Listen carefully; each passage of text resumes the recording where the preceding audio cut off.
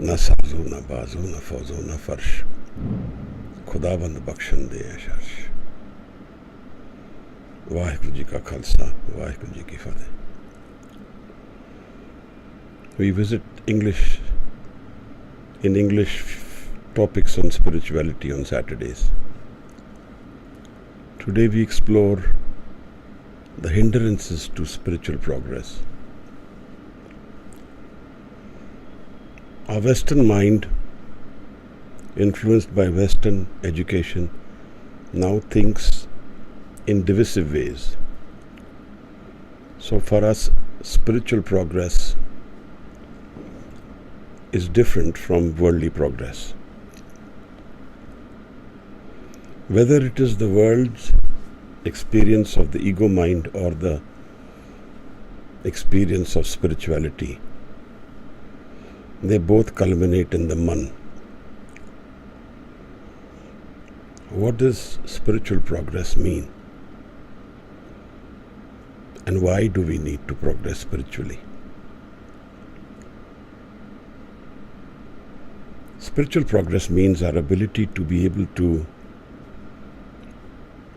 go inwards, to be able to connect to our mind which is beyond our thoughts,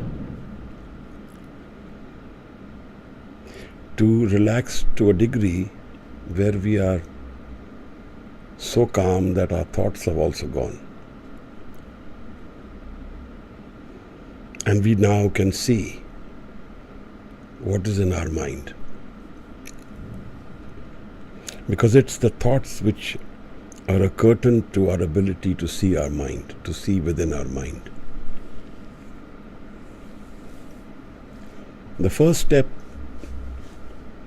which anyone would need to do for spiritual progress is to assimilate the mind, to be able to drop the thoughts, to be able to shut the doors of the physical world, the outward world. When we are born, we get disconnected from our inner mind and we get our physical body, and through that we connect to the physical world. And so our entire effort is to push towards our senses, the experience of our senses, and to see and understand the physical life around us. That is where we are driven, naturally driven towards. So it is unnatural for anyone to tell us to go inwards, to seek your thoughts, go in your mind. And we go outwards. We seek experience the life in the physical form as we live it, in the physical, in the senses. We hear, we touch, we feel. And in all this, what are we seeking? We are seeking happiness. In this entire experience of life, our whole pursuit is to find happiness. And that is the trauma. Because if we go seeking happiness, we will find pain. As long ago as 35 BC, Socrates gave a dialogue about life, about the mind, about death, about living, which to date is not common language, it's not common understanding, which to date is the opposite of what society is primarily seeking. It goes to show that not many of us are seeking. Because if we were, we would find this. This is already explained in black and white. In a dialogue, so clearly, he talks about life, what is life, and how we experience life in duality. The Veda talk about Dvait, divisive mind. But if these experiences were already written down as long ago as 2,500 years ago, 2,100 years ago. And what progress have society made towards this ability to understand life? It's a very interesting and important question. And then so many have come after that. So what is progress? Well, we are naturally seeking outside. Our mind is wandering towards our senses, towards the physical world. And in that we explore. Whatever we find joyous, we indulge more in that. Whatever we feel we like more, we indulge in that. And then we prioritize life and we make our targets for our happiness. And the further away the target is from our reality, the more painful journey will be. That mind which is not seeking through the senses has got its peace of mind. But that mind which is seeking through the senses has lost its peace of mind, because he has to or she has to indulge energy, commit energy to that experience. For example, I want to do a PhD in a certain time frame. I don't get time to relax. I don't get time to have free mind. Spirituality needs one essential environment of a free, unstressed mind, calm mind, patient mind.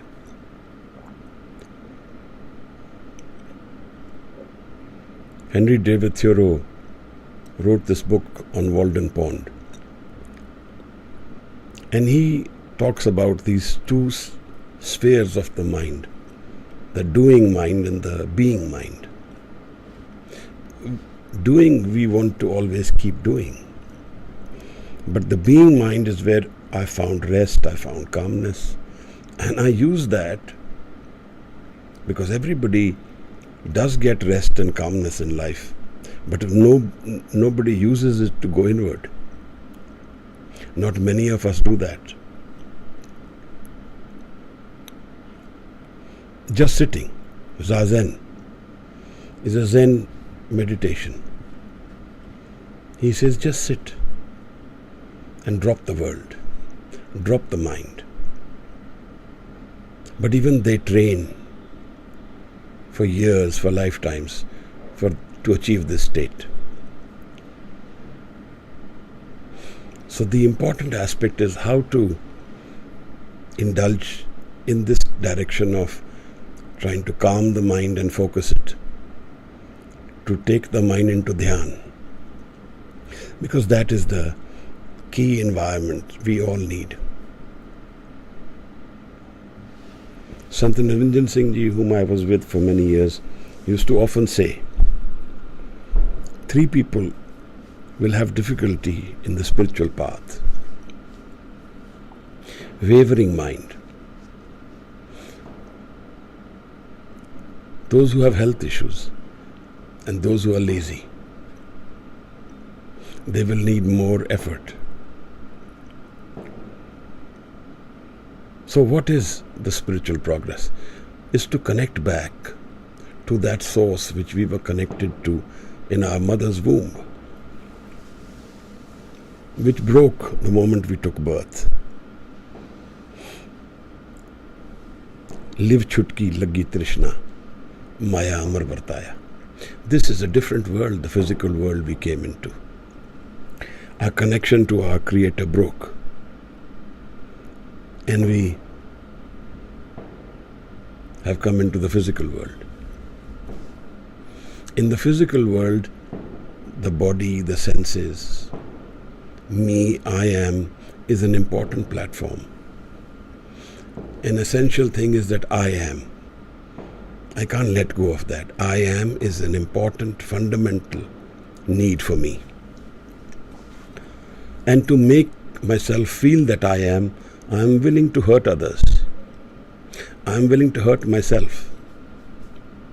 I am willing to do drastic things if I stop feeling that I am living or not living. When I stop feeling I am, then I can do very drastic things, because that's the basic essential aspect of life. I need that building block, because if I am not, then what I am? What is? So the ego is the fundamental building block of life, the physical life. I am. And we explore this I am in many ways. We try and educate ourselves, we make a social circle, we make friends, we enjoy physical aspects of life, we explore our sexuality, we wander into the nature to relax ourselves. All this gamut of experiences which we have in life are all about trying to understand, who am I? And there is the pitfall. Because the I is a temporary reality. It's not a permanent state of life. This I is given to us temporarily.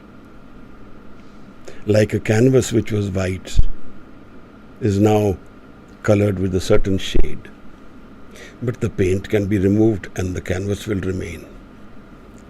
We are like the painting of nature. We are being drawn into this experience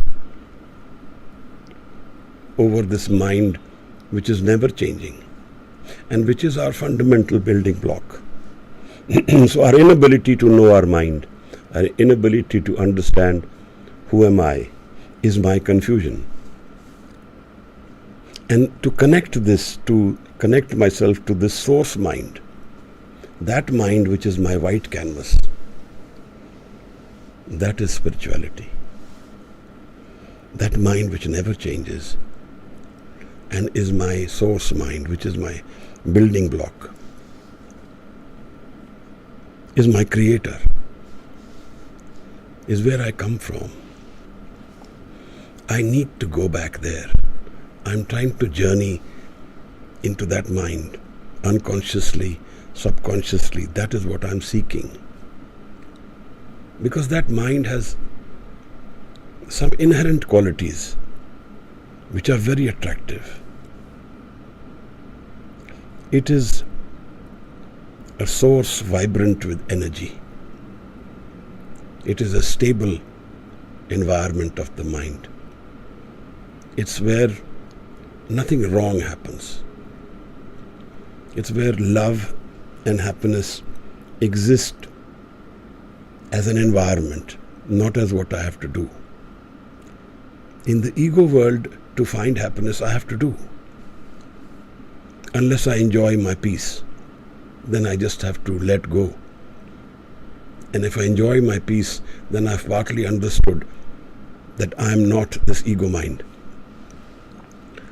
If I have understood that a calm mind is more important than the running mind, the doing mind, then I've understood that all these goals of life are driving me away from my inner peace, my inner reality, my inner love, my inner existence.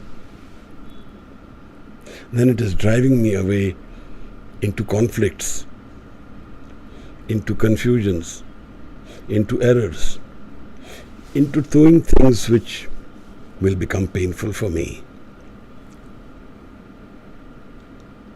Bhai Nandlal asks this question. He says, Gam che bashad, gaflat az yaad khuda. What is the reason for unhappiness? It's to forget the creator, the source of where we come from.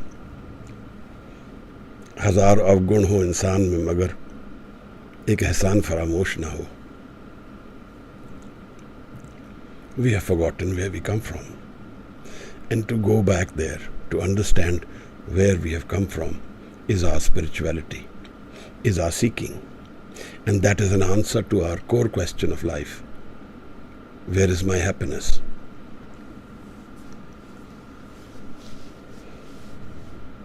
Rabia, the Sufi Sant from Basra, teaches us that happiness is within us and we are seeking it where the glamour is, where the noise is, where the parties are happening. But that's where we will find pain. Socrates tells us that pain and pleasure live together. If we seek pleasure and joy, pain will come with it. The Greek story says that happiness and sorrow were two very good friends, and they had a huge fight, and they never met. But when they went to God, He tied one foot of both of them together. So the left foot of sorrow is with the right foot of happiness. And the story in Greek mythology says that if we are sitting in the bed with happiness, then sorrow is standing right behind them. So these experiences of good, bad, ugly are always going to keep happening in our life in the physical sense. So here is the reality, which is our first hindrance. The life which we live of the senses is too real. It is too important. It is all encompassing. There is nothing else we know but for the physical experience of life. That is our first problem. Imagine we have some ground to stand on, and we don't know any other ground. We don't know any other space. Then that is all that we have. But the reality is that we do have space, but we are unaware. So Guru calls this Maya. What is real is seeming like imagination, and what is unreal is seeming like reality. We are so sure there is nothing beyond death. We are so sure that life is all that there is. There is nothing else in this life. We are so sure that there is no mind where there is no thought. What is our experience is all that we hold on to. So the second issue is that we don't want to explore life. We don't want to live passionately. Because if we live passionately, then we will seek out the source of our pain. We will seek out the reason we are unhappy. And if we do that, we will find our source mind, because that's the only answer. Spirituality, spirit, is the only answer to our pain. There is none other. But what we do in our present life, we avoid pain. So when we live through life, we avoid pain. So we don't understand that the basic experience of life is pain. Let's take an example of Gautam Buddha. Gautam Buddha was taken on a chariot to experience the world, and he saw death, illness, and he saw old age. These three things, he just saw them, and it changed him. It changed him to a degree where he abandoned life completely. He said, if this is the reality of life, then this life is not worth living. This is not what it is. Now we experience these things every day. Every day we see death. Every day we see illness. Every day we see old age. But none of us are willing to learn. So our ability to absorb our environment is different from how Gautam Buddha has seen the world. He sees the same thing as you and me. But how did it change him so much? And it doesn't change us at all. How did that teach him so much about life that he was able to then go beyond the changing experience of life to find that stability of life which is forever, and created a religion which today is literally dominating half the world. So there is something wrong with the way we experience life, how we avoid getting the right signals. When I see death, I don't see it as my death. I see my health, my environment today, and that is how I perceive the world. If I am happy, all the world is happy. I see death and I avoid thinking about it.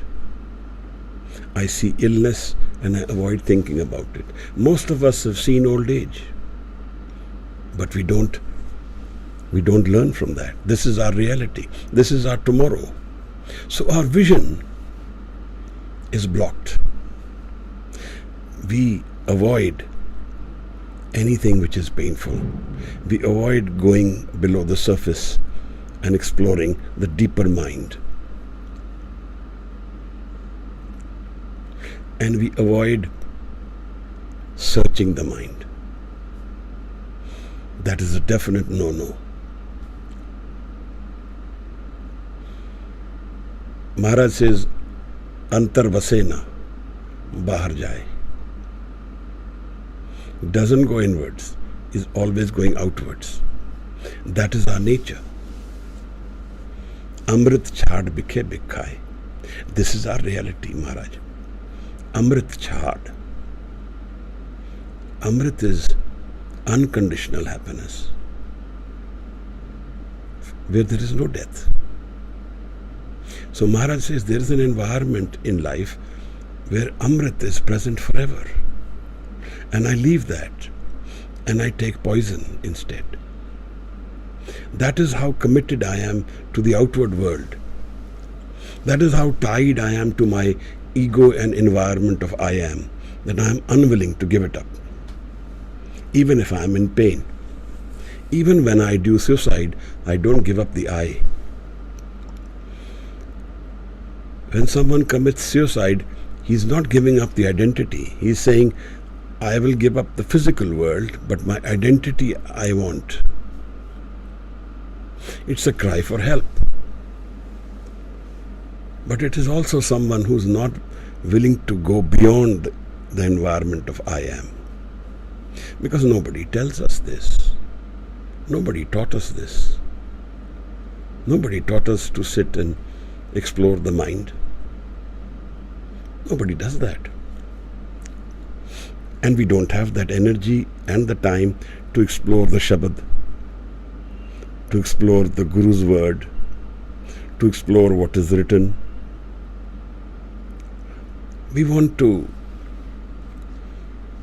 have our cake and eat it too, or eat our cake and have it too. We want to live the physical world and find Amrit in it. We want to keep our ego and transcend death. These things cannot happen. So our vision is blocked. That is our inner reality. And that tells us something about ourselves. That tells us that we avoid pain, we avoid understanding from the experiences of life. We don't live passionately. We don't risk. We want to keep our ego satiated, to keep building on the ego, to grow our ego. More pain is more ego. A relaxed mind will be less painful. Whatever be the environment, the more relaxed I am, the more calmer I am, the lesser it is going to be painful for me. But yet, I live a partial life. Why? Because I have found the physical world through my birth. And this physical world at birth is what I know. I don't need anything. I don't know anything better. There are 4 things which are very critical to spiritual progress: Sangat, Seva, Simran and Shabad. How much of these we have in our life? Because these are our coping mechanisms of the physical world, of the spiritual world. There are coping mechanisms of the physical world where the emotional stability is dependent on sharing, on ability to understand ourselves, to be able to relax our mind. That's the physical world. But in the spiritual world, Sangat, I remember Guru Amar Das Maharaj handing over the Guruship, and he says, Buddhe di Sangat na chadna. Guru tells the Guru, don't leave the Sangat of the wise and the spiritually inclined, those who are in Simran. Guru is telling the Guru. That is how important Sangat is. Seva is our ventilation. We are feeling depressed, we are feeling upset, we are feeling sad, we are feeling confused. Seva is our way to coagulate the mind, to stabilize the mind, to find the love again. We are disconnected. We find to connect through seva. We do seva. We clean utensils. We look after the floor. We clean the floor. We do some things which are full of love, but don't have a target. Don't have a desire built into it. Because the desire is the ego world. He says, Sev karat hove neh kami, tisko hot parapat swami. Neh kami, desireless, that is seva. Otherwise it is work. Anything I do with a desire is not seva, it's work. Anything I have done and I stood in the public and announced I did it, it becomes work. Because the ego has claimed the benefit. So what does Guru say? Je lode changa apna, kar punho neet sadaiye. If you want good for yourself, do good and get called the culprit, the neech. Don't claim the benefits of what you're doing.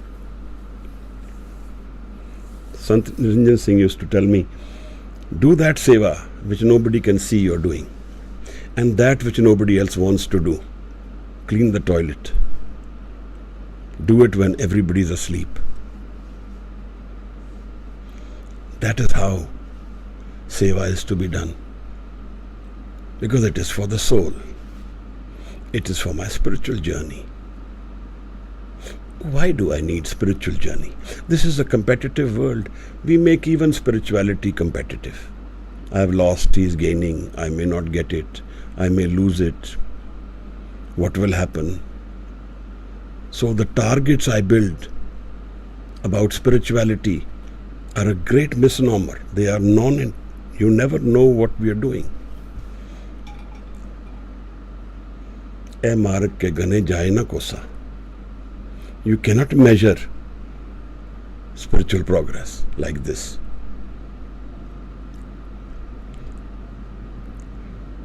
We do this. What if I die tomorrow? What will happen? I have seen some of us anxious.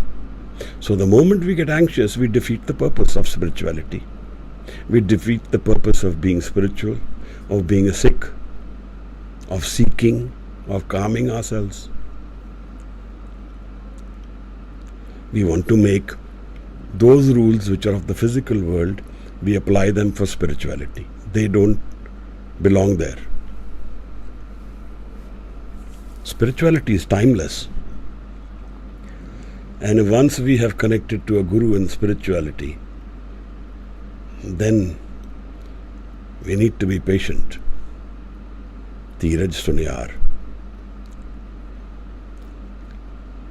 Then panic and anxiety means that we don't have a guru.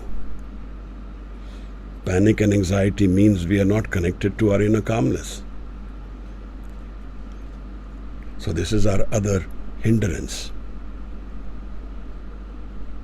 Spirituality is about relaxation, calmness, peace,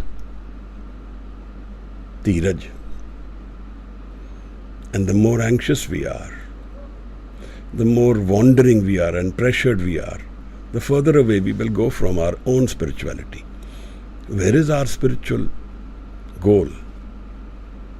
It's our mind. It's our man. And where is our man? We live our man. This is what Guru Tegh Bahadur Sahib is telling us. Kahire ban khojan jai, sarab nivasi sada alepa, tohe sang samai. So we speak spirituality through the physical. We want to see it through our eyes.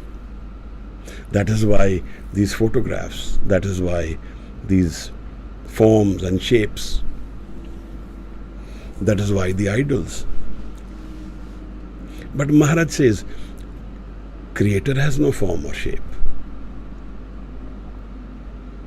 No defined form or shape.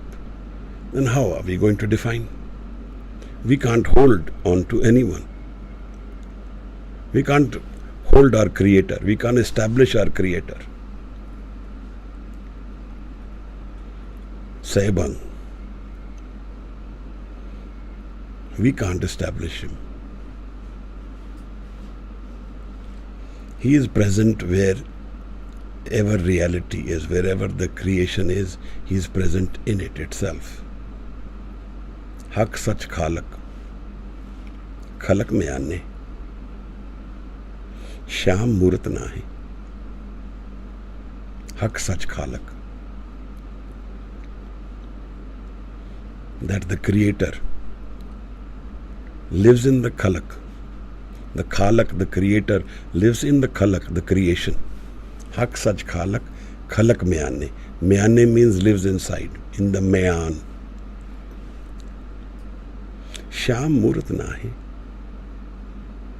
Bhagat Kabir says, He is everywhere. And where are we seeking Him outside? Bahar tundat bahut dukh paave.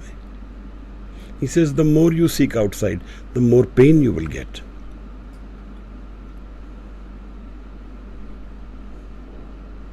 Then now comes the other issue. In our spiritual seeking, if we are in earnest, if we are intensely seeking, then we will start looking for a guru, physical guru.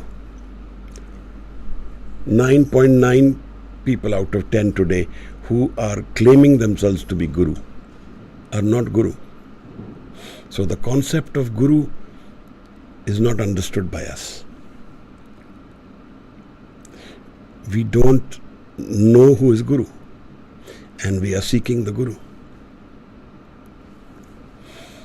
Yesterday somebody sent me a question and said, is there any Brahmgyani in Punjab today? This is what is it supposed to mean? Who can know who a Brahmgyani is?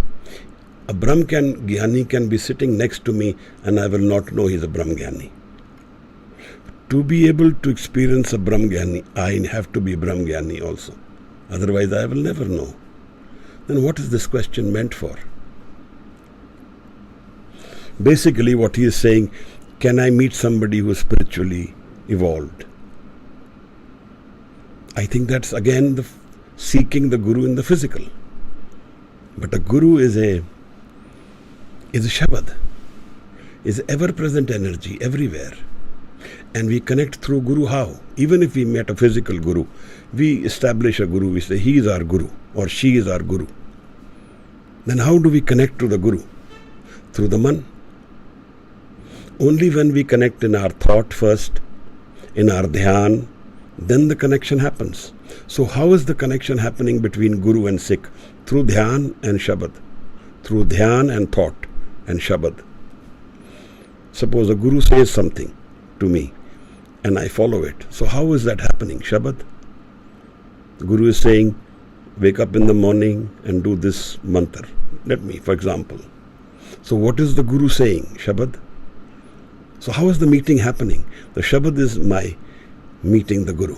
It goes within my man, transform my mind. Then I practice the Shabad. I practice what is being said. So Maharaj says, Suniya maniya, man ki tapao. Listen and do. Do we need a physical Guru for that? I will say this, that with the coming of Guru Nanak Sahib, there is certainly an example before us where physical Guru is not present. Kavan mool kavan mat vela, kavan Guru kiska tu chela. Pavan aram satgur mat vela, Shabad Guru sut tun chela. We don't go inwards. This is our biggest problem. We don't want to stabilize our mind and go inwards. We don't want to calm ourselves because it takes an effort to drop the ego. And that is a really difficult task, the most difficult task. Even the teachers of today ask this question, if there is no I, then what is there? Judo Krishnamurti is asking this question. If there is no I, then what? Whereas in the Guru Granth Sahib, every day Guru Sahib is saying, Home dirag rog hai, daru bhi asma hai. Home is the I, it's the disease. Drop the ego. Kirpa kare je apni ta Gur ka shabad kamaye. Nanak kahe suno jano it sanjam dukh jaye. This is how pain will go. Connect the Shabad and the Man. The Guru is the Shabad, Maharaj. And all our lives, we live through life. Not once in a dedicated way, we sit with the Shabad and internalize it. Not once. That is our pain. That is our loss. That is what we should be worried about.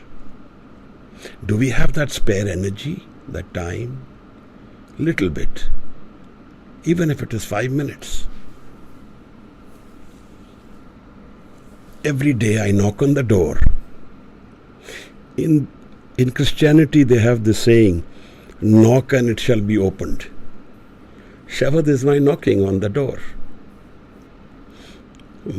I sit in the Shabad and Guru is present, Maharaj. Where is Guru now today? Where is Guru Gobind Singh Sahib Maharaj? Where is he? जो समा गया वो सदा है, हर जगह है. One who has merged with the creation is everywhere. Maharaj is present everywhere.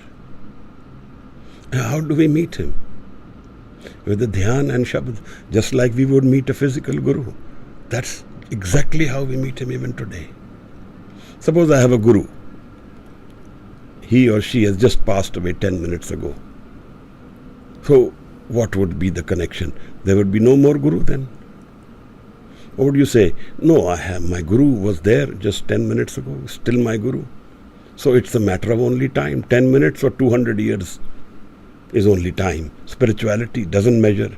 It's a length in time. Akal, Murat. It's timeless.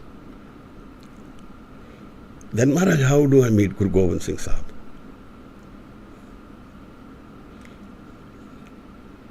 How do I meet my inner reality? That is how I meet Guru Gobind Singh Sahib. It's the same process. Only if I seek with love and with dhyan. So the dhyan and the wandering mind, these are my problems. I make spirituality a target. Guru nahi aaya, what will happen if I die? Well, if I met the Guru, physical reality doesn't have any meaning then. I have one story. There used to be one person in Malaysia, and he used to come to ashram in Pachala And one of his journeys, he went back, and something must have happened because he went home and he passed away at night, the day he arrived back home. And everybody, of course, was surprised because he was healthy, seemed healthy, and he was not of much age. His wife had a dream after about a few days, and we heard about that. And in that dream, it came to her that her husband, who passed away, has found a new life in certain place and through certain medium. Now, the important thing here is, I don't know how important it is whether he found space or birth in that particular house or not. What is important is that when we connect to Guru, changing the body is like changing clothes. In Punjab, it's very frequently said, Jama badalna. That is how frivolous death will become for someone who is connected to Guru. Then why this anxiety that if I pass away, what will happen?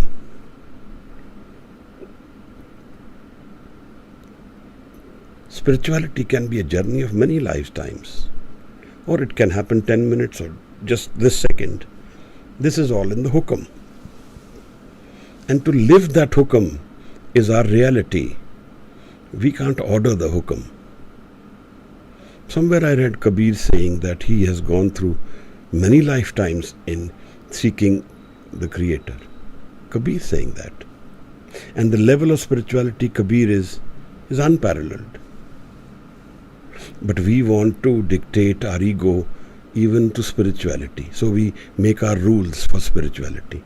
So this person asked me about Brahm Gyani. I said, certainly there is. Because I know of one at least. But I told him, you can never meet him. And even if you met him, you can never talk to him. He says, why can that happen? The Mauj. Creation has its own Mauj, its own ways of living. We can't dictate. We can dictate our seeking. We can commit our energy to this seeking of our spiritual experience, to our seeking of our chit, to seek Sat within ourselves. That is our commitment. So we get lost in the Guru. We want a physical Guru. We want someone who will tell us, who will explain us. We don't want to work in trying to understand what is being said. And then we don't listen. One of the biggest problems all of us have, and the way our ego expresses its hindrance to spirituality, is we don't listen.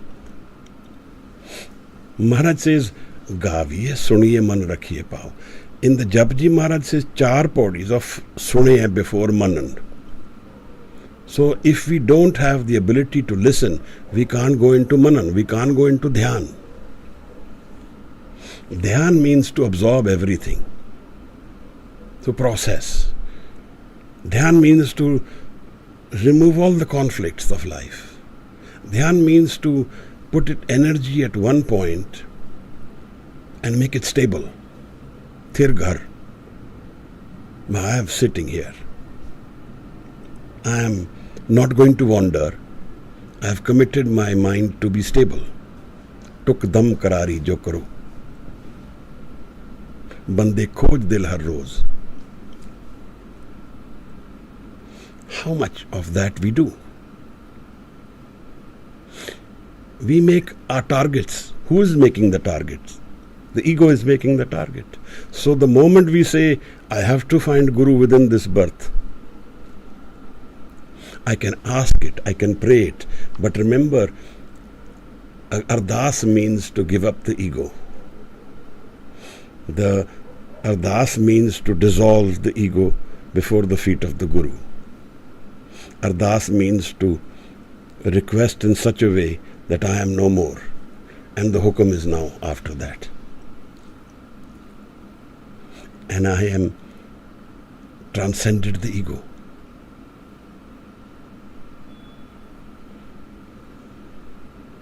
So our hindrances are the Guru also. Concept of understanding who is Guru, where is Guru, how to find Guru. So what we can do is we will see who talks our language, who looks like a Guru, who wears those kind of clothes, or who seems logical.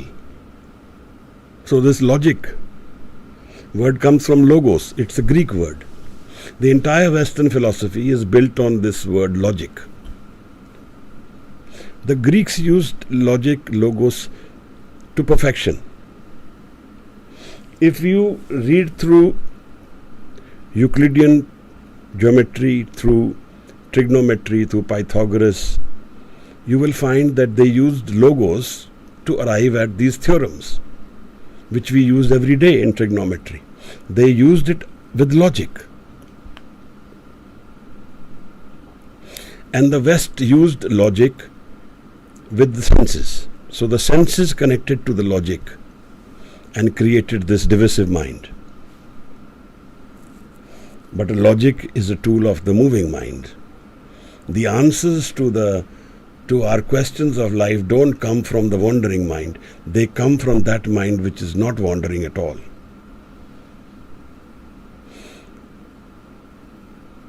The answers come from a mind where all the questions are dropped. There's no mind. So we don't explore the mind. We don't want to go inwards. Sangat, Seva, Simran. Simran we don't do. Now this is a problem. We can have an environment where we are so busy that we don't have any time for spirituality, and it can completely naturally happen. In today's world, our commitments to careers are so deep that we don't have any time. Sometimes we do have time, but we fib ourselves, we fool ourselves.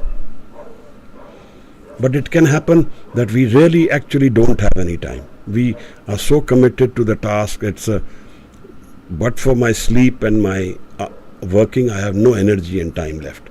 What will happen there? What is the answer to that form of life? Is there a possibility of a spiritual seeking that can happen in that mind, which is so absorbed in the physical life and cannot? It has no free energy and time. Then what is the door for that person? We come to that. I will address that issue separately. Most of us do not have that state of mind. Most of us don't. We have some time, 5 minutes, 10 minutes, 15 minutes. We have some time. And I have seen those people who are committed to spirituality give up the sleep time. And they have harnessed dhyan in such a way they don't need so much sleep. One another problem which comes as a hindrance in spirituality and spiritual progress is physical health. If we are not fit enough, if there's lack of oxygen in the brain, you cannot do dhyan. So the physical fitness is also critical. Then the balance of life.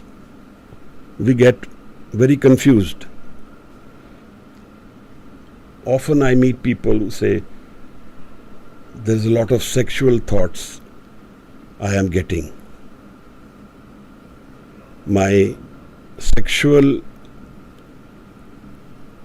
desires are my problem. I don't think that's true. That happens because I have enhanced my ego and tried to suppress my sexuality. If we live our sexuality, then it will not come into our head. I think what we try and do is we get obsessed with our own sexual energy, and that obsession doesn't let us go beyond it. So we make ego pollutes our sexual space as well.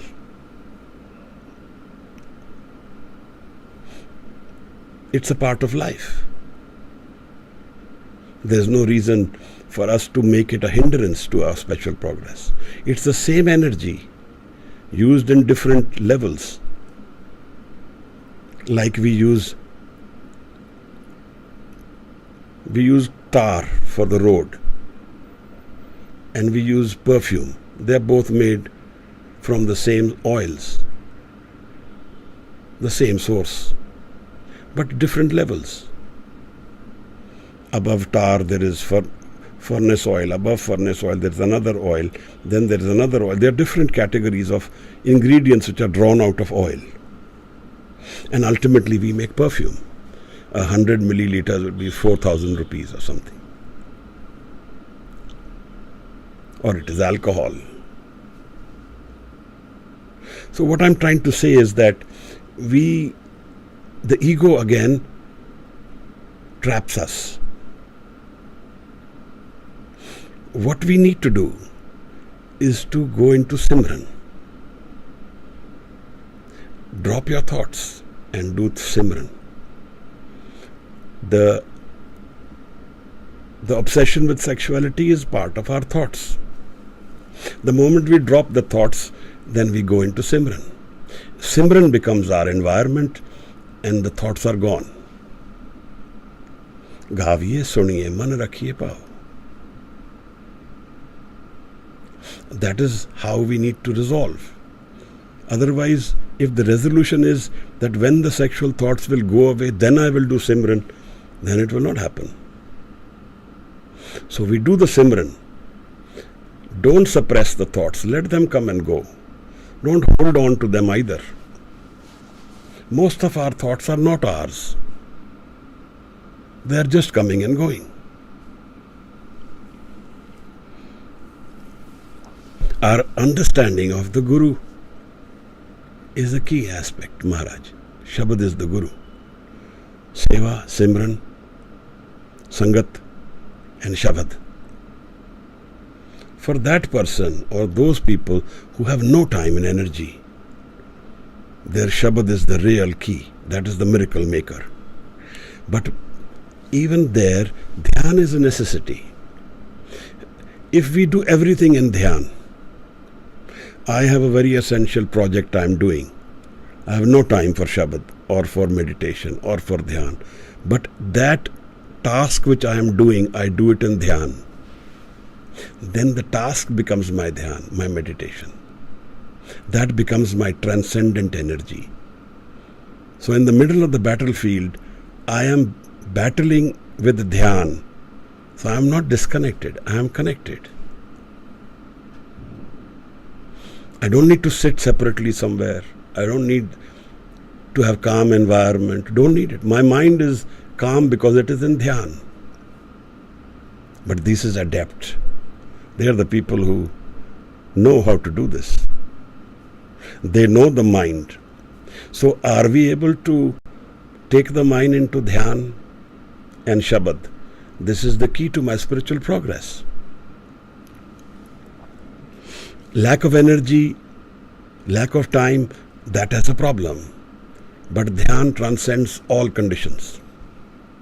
So when Guru Sahib goes into Simran, he says, Uthat, Baithat, Sovat, Jagat. What does that mean? It is timeless. Uthat, Baithat is no posture. There is no need to really sit in a posture. You can if you want, but it is not a necessity. For me to experience Shabad, I don't need any specific posture because it is already internalized.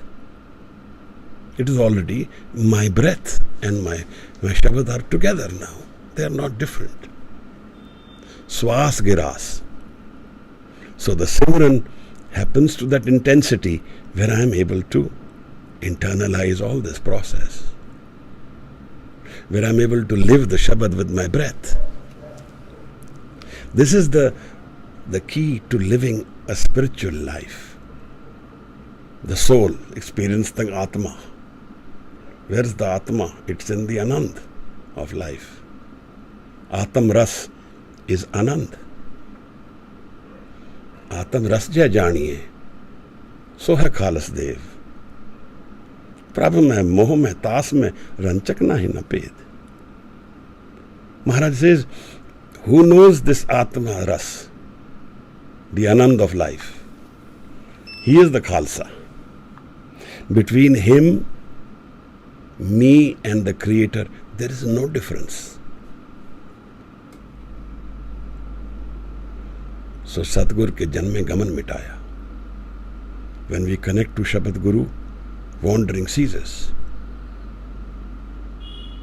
Cease the wanderings of life, Maharaj. Meet the Guru. Anywhere you want. The mind should be present. If I go and meet a Guru physically and my mind is wandering towards what happened to my car today, did it get repaired? I met the Guru, but I am worried about my car. So the mind experience is happening where the mind is. So I don't have a Guru physically, but my mind is with Shabad. I meet the Guru. But if I have a physical Guru and I'm thinking about some physical task, then my meeting is incomplete. It is meaningless. So if I'm present in Dhyan, everywhere there is Guru. There is nowhere there is no Guru. This whole life becomes an experience of spirituality. Every physical aspect of life doing becomes spiritual. So there is no two, there is only one. But to harness this, Sangat, Simran, Seva and Shabad. These four. And fear, drop the fears, drop the anxiety, drop the targets. What is death? For a Sikh and a Guru, what is death? See how many Sikhs have taught us that. They have made the experience of death meaningless. They made it a joyous experience. Doye tante jap ji pade, dekhat sab acharj bade. Bhai Mati Das in Chandni Chowk.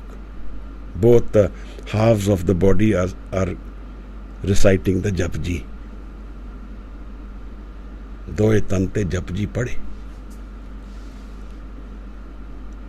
Mool Mantar. We make the Mool Mantar so close to our heart, so part of our everyday routine that we have no gap between us and the Mool Mantar. Then what happens? Maharaj says, Kadiye Shabad Sachi Taksal. The whole experience of spirituality, Maharaj, happens with the cleansing of the mind.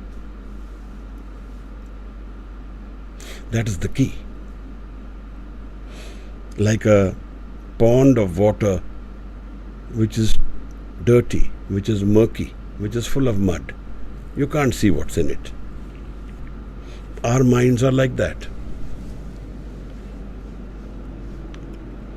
Maharaj says that when the mind is polluted, corrupted, then we go into Simran to make it pure, make it cleanse it, to let the dust settle so we can see what's in the water.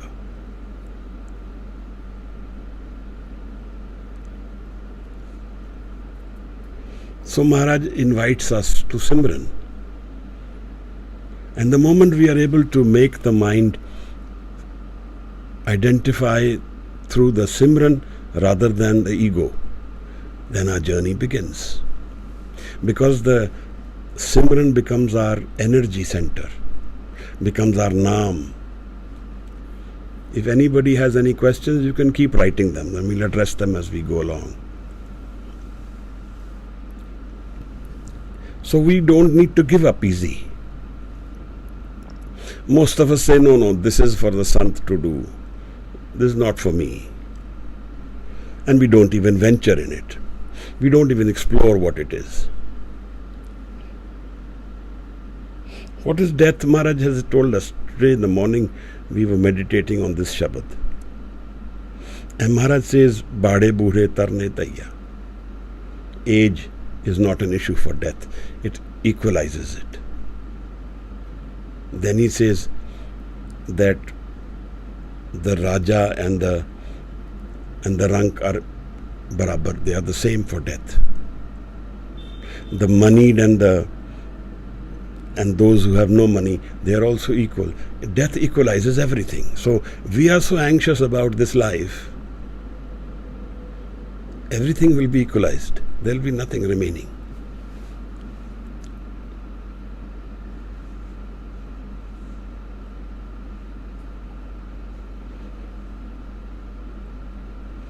Then Guru Sahib invites us to Simran. Like the clothes are dirty, we wash them. Like the body is dirty, we wash it with water. Like the mind is distracted, impure, it is polluted by thoughts, we cleanse it with Naam. Par ye mat papa ke sang, o tope naame ke rang. Seva, Simran, Shabad and Sangat. Let's invite these energies to our life with a prayer, Ardas. Ardas kari prabh apne aage. That let me make spirituality a key part of my life. Simran, a key part of my life. And that will resolve all the issues as I go along. And I don't apply these wrong rules. When I say that death will happen, then what will happen? I get anxious, anxiety takes it over. I don't have a short vision. My vision to spirituality has to be large, has to be open. Ajar Jarna. You have to have a big heart here. This is the game of life, of the spirit, of the soul. We've understood who Guru is, Shabad Guru. And then there is this other phenomena, recent phenomena, where we are more bothered about techniques. We do this technique, we do that technique, we do this. Yoga is a very good thing for physical fitness. But those techniques are not necessarily very rewarding. For example, manifestation is a more recent phenomenon. Who is manifesting? I am manifesting. If I have the ability to create, then who is God? Then who is Guru? If the I is my answer to my problems, then there is no need for Guru, there is no need for God. Can we manifest a life beyond death? Can we manifest happiness forever? We can't do those things. We are fooling ourselves.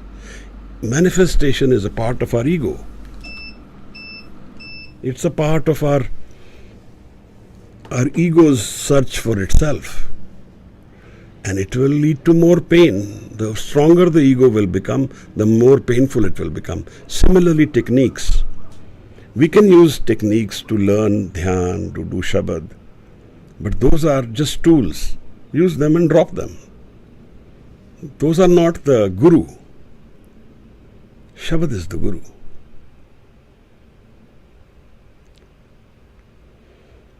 I hope I was able to bring some points across about our hindrances to spiritual progress. If anybody has any questions, please write them out. We end the session with Anand Sahib, Guru Amar Das Maharaj. The meeting the Guru is the experience of Anand, unconditional happiness. Happiness without reason. a state of being.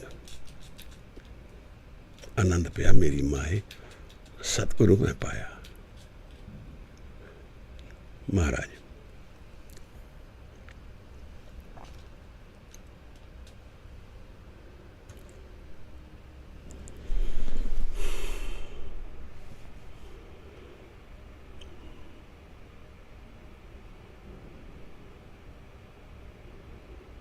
okay, let me read the question out.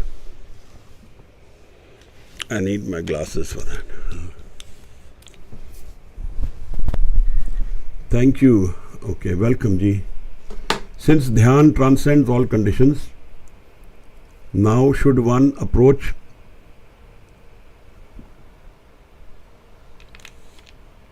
external circumstances before reaching that state? Should we focus on accepting things as they are, or use our will to change it, create an environment more conducive to spirituality? How do we find the right balance between acceptance and change? Good question.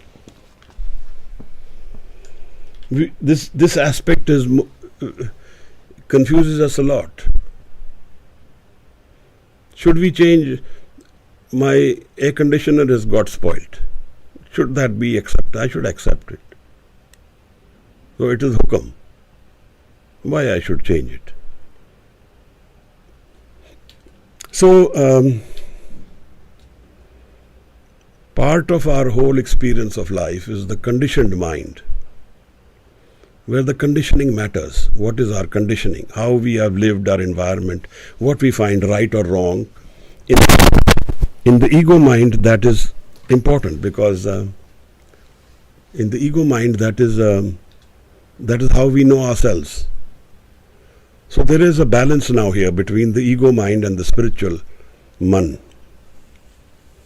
Maharaj says, "Eh man shakti, eh man syo, eh man panch tat ka jiyo, eh man le jiyo, un man rahe." Teen log ki baatein kahe. Maharaj, what we can change. There's a Greek prayer, I think, which says, "Let me change what I can change, accept what I cannot change, and have the wisdom to know what I cannot change and what I can change." So the first thing is that what are the things in life which we can change? When we talk about hukam and acceptance, one of the primary aspects which governs life is the hukam of death. जो आया सो चल सी, सबको आई बारी है. ऐसो है संसार पेखना, रहन न को पहिए रे. So this is the hukam of the.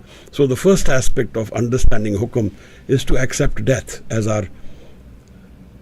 I was listening to a friend yesterday who was talking. He said, "You may have lot of money, you may not have lot of money.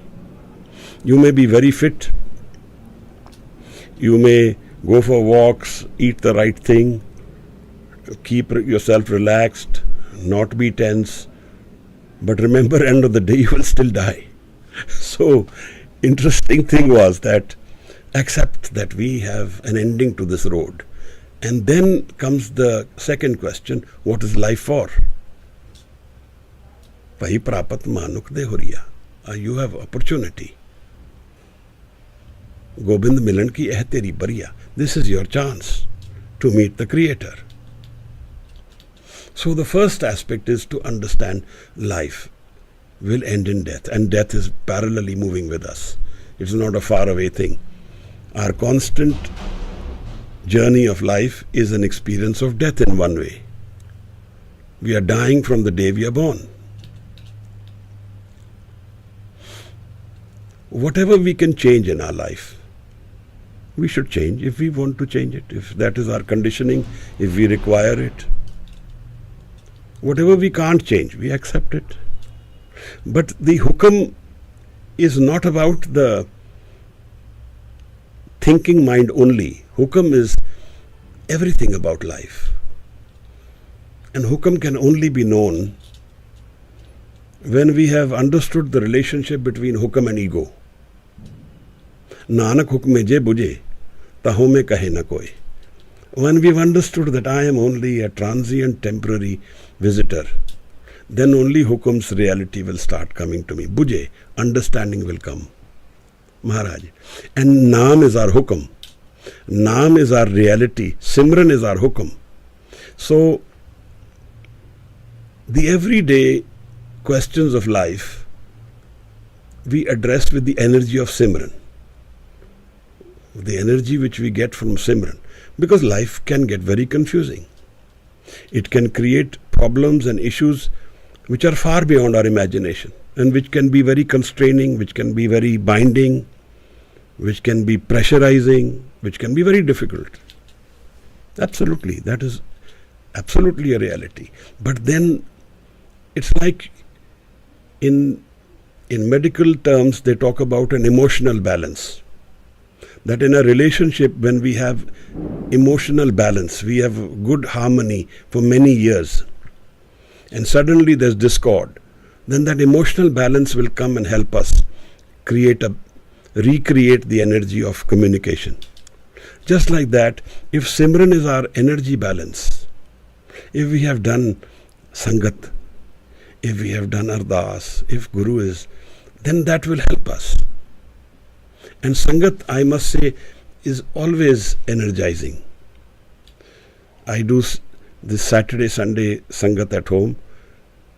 Earlier, people had more time, but even then, that is an energizing part of my life, where I find the answers when there are no answers. Sometimes in life there are no answers. You still have Simran. Where there is no thought, where there is Simran, where there is Naam, the Naam is the solution. So the balance of life will come from Simran, from Naam. Because life is dynamic. Today there is less problem, sometimes there is more, sometimes tomorrow there is no problem. That is the connectivity between the times of highs and lows of life is Simran, is Dhyan, is Shabad. Now Dhyan, the energy of Dhyan and Shabad together. We did this on the session on third eye few weeks ago. If you listen to that, you may be able to understand the Trikuti, the third eye, the Dhyan and the Shabad. So the Dhyan is like my chariot, and the Shabad is the rider on the chariot. So if I have a stable mind, Aaron Mat, this is what the 38th Paudi says. He says, Jat Pahara Tirad Sunyar. Aaron Mat Ved Hathyar. Aaron Mat, stable mind. And Shabad is the Hathyar. So this is how we find the balance. I hope I am able to explain, otherwise you can ask again. I'll address it again. What's the difference between the state where you say mind is Mandeep ji, what's the difference between the state where you say mind is like a clean board where nothing is written and meeting the Guru? When it is thoughtless, it is like a clean board. जद विचार नहीं रहन, moving mind नू छड़ दिता, चलते हो मन राखे, अमृत चाखे. ड्रॉप द मूविंग माइंड, चलते हो मन राखे. इस मन को कोई खोजो पाई, तन छूटे मन कहां समाई. मूंद लिए दरवाजे, बाज ये ले अनहद बाजे. That's what it means. Internalizing Jap and Simran. It gets internalized automatically. We do Simran regularly, it will get internalized in time.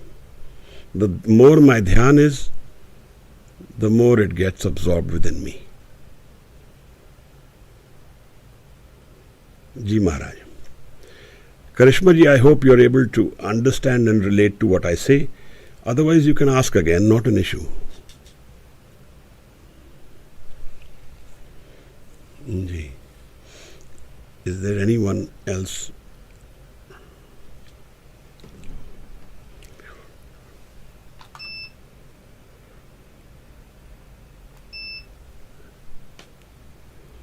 Ji. So no more questions. Somebody can volunteer for Anand Sahib. Maharaj.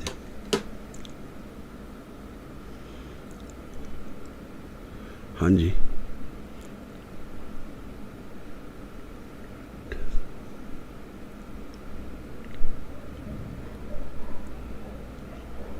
Ji Maharaj. Death is a parallel experience. It's always with us. When we make a loss, when we have illness, when we have pain, it's part of the death experience. When we lose a game, it's part of a death experience.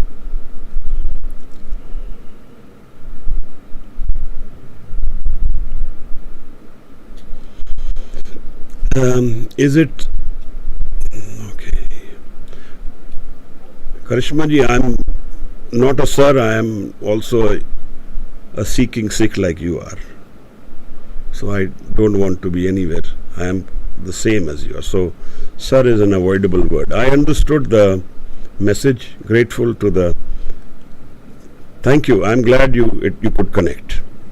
Maharaj, is it inappropriate to cry by remembering someone close we have lost due to death? No, it's not. It's probably the only way you can heal yourself. So, does it impact their further soul journey? It can.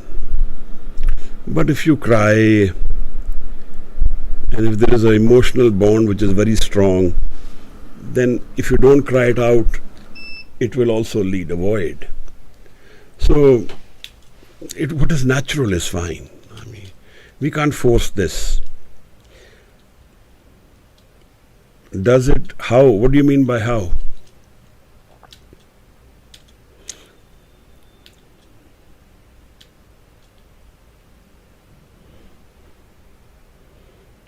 Anji, I don't know the name P. Does it impact the further soul journey? Whether it can, when we connect to somebody who has passed away and we call him or her again and again, then it distracts them from their journey. Of course, it will. Because actually, the thing is that we are not disconnected from anyone. So these experiences of connection are there everywhere. But if we keep calling them again and again, then it will distract them from where they are. Their energy will get distracted. But if it is a painful experience, then tears are made to ventilate. They are a natural part of our life. It's okay to cry out, and it takes 2 years, the modern psychology says, for us to heal when someone very close to us passes away. So, but don't make a practice of it that you keep calling the person. That is not healthy for them or for you. Ji Maharaj.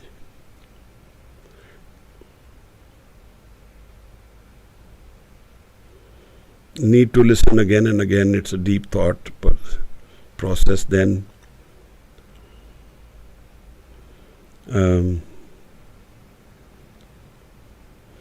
I'm glad that you find some Gobind Preetji, if you find it useful. That's the whole idea.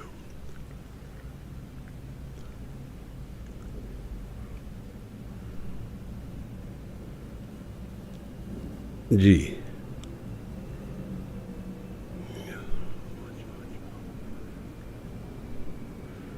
No, I am not ahead of any time and space. I am just living the same experiences that all of us do.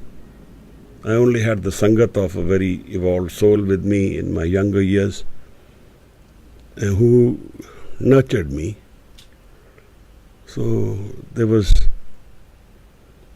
But spirituality is an absorbing subject. If we find it interesting, it will take lifetimes to experience it, and it will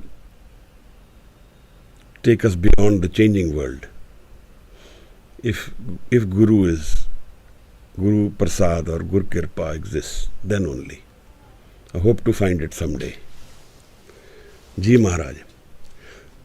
One thing which I would like to mention to Karishma ji, if you can make an effort to learn dhyan, that will help. If you can learn how to drop the moving mind, to watch your thoughts. Because who is the one who is thinking? Let's find that person. Because the moment we find that, we will see these thoughts will go away. Because I am the source of these thoughts. So to be witness to these thoughts is one way of going into dhyan, of conserving the energy. It will help in this journey.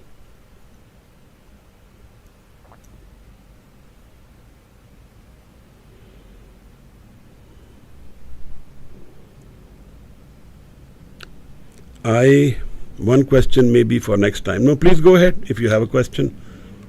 How to emotionally detach oneself from someone's suffering, emotional, financial, physical.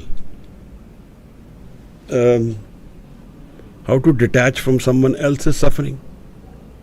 Can you come on the speaker? Then it's easier to understand the question.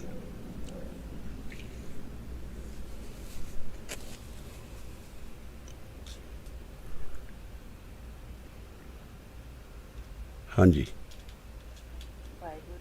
Waheguru ji. हाँ जी. This question is coming because I didn't want to declare, but I feel that this is a confined, safe space. So I discovered that I'm an empath. Empath, what I mean is I see someone suffering and I cannot help that person. Or, I mean, in this human world, there are some people who are sent to suffer or whatever to do, whatever reason. But I'm not able to help them. Like if I see my close one going through, let's say, physical pain, all I can do is take that person to the doctor, let that person take medicine, that's all. Beyond that I cannot do, but I can feel that this is been going on for a very long time. Maybe I feel if I were in that person's place, I would have been able to tolerate even for a month or so. So I was privileged to learn yoga from a young age, and that time what he said is absolutely right. Yoga doesn't help, that's just one technique, but Simran, Seva and Sangha especially has helped a lot, and even Shabad.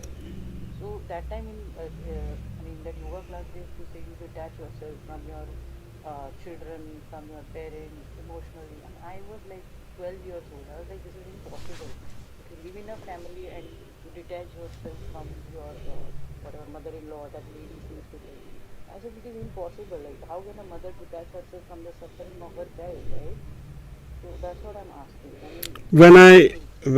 When I'm talking about dropping the thoughts and going into thoughtless mind, that is detachment. While you are attached, you are detached. जैसे जल में कमल निरालम, मुर्गाई ने साने, सुरत शब्द पवसागर तरिए, नानक नाम बखाने. Maharaj says, like a lotus is in the water, the duck is in the water, doesn't drown. The lotus doesn't get drowned in the water.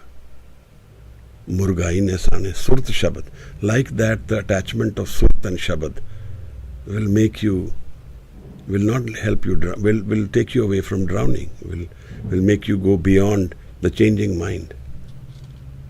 Nanak naam vakhane. And a naam will show you the way. So the detachment comes from surt and shabad. The understanding of surt.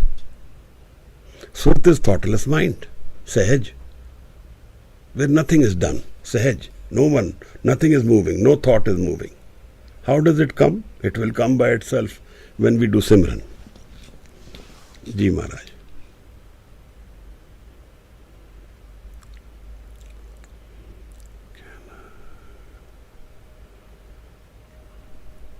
Can a grast be surrendered to Shabad and Guru completely? Can spirituality be there? Forte too, of course. We are all grast people. What is there? Grasti is, Guru Nanak was a grast himself. We can live this physical world and yet transcend it. That is the whole beauty of it. Maharaj in Guru Amar Das Maharaj in Anand Sahib says, Viche Maya Paya. While you are in the Maya, you have found the Creator.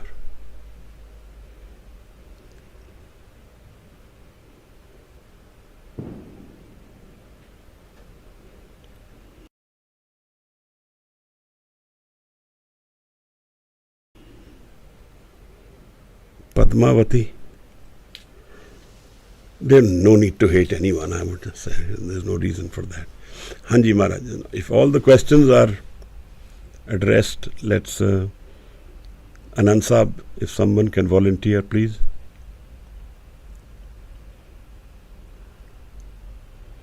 It's okay. Shabad is not our friend, so Maya pulls us. Hanji Anudeep ji, please. Welcome. Should I start? Hanji, Hanji. Waheguru ji, Ram Kali Mahalla Tija, Nand Ek Onkar Satya Prasad,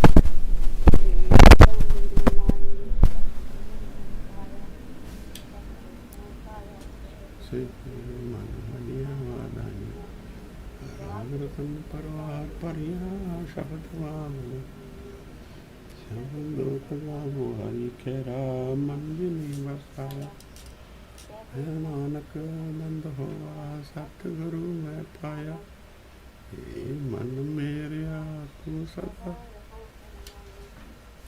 नाल रहो तू मन मेरे तू के सब विसारना अंगीकारो करे तेरा कर्ज सब सवारना सबना गलांगना समरथ स्वामी क्यों मनो विसारे कह नानक मन मेरे सुना रहो हर नाले साचे साहिबा नहीं करते रह करता तेरे सब किच है देह सो पावे सदा सिफ्त सलाह तेरी नाम मन वसावे नाम जिनके मन वसया ये शब्द खनेरे ऐ नानक सच्चे साहिब क्या नहीं करते रह अच्छा नाम मेरा आधारो साच नाम आधार मेरा जिन भुखा सब गवाइया कर शांत सुख मन आए वसिया जिन इच्छा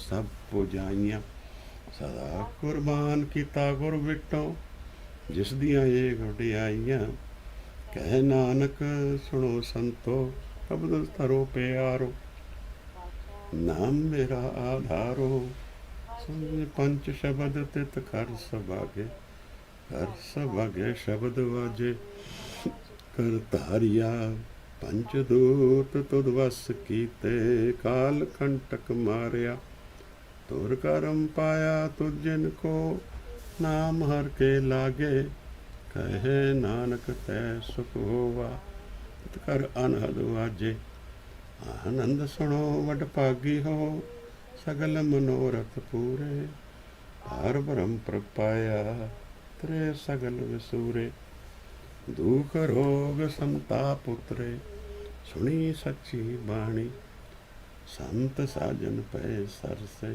पूरे गुरते जानी सुनते पुनीत कहते पवित सतगुर रहा पर पूरे उच्चारण लागे वाजे अनहद तूरे पवन गुरु पाणी पिता माता तरत महत दिवस रात धोई दाई दाया खेला सगल जगत चंगियाइयां बुराइयां वाचे धर्म हदूर करमी आपो अपनी के नेड़े के दूर जिन्नी नाम ते आया गए मुशक्कत काल नानक ते मुख उजले केती छुट्टी नाल नानी नाम ते आया गए मुशक्कत काल नानक ते मुख उजले ती छुट्टी नाल। खालसा वाहिगुरु जी की फतेह। ਧੰਨਵਾਦ ਜੀ ਮਹਾਰਾਜ। ਵਾਹਿਗੁਰੂ ਜੀ ਖਾਲਸਾ ਵਾਹਿਗੁਰੂ ਜੀ ਕੀ ਫਤਿਹ। Thank you all.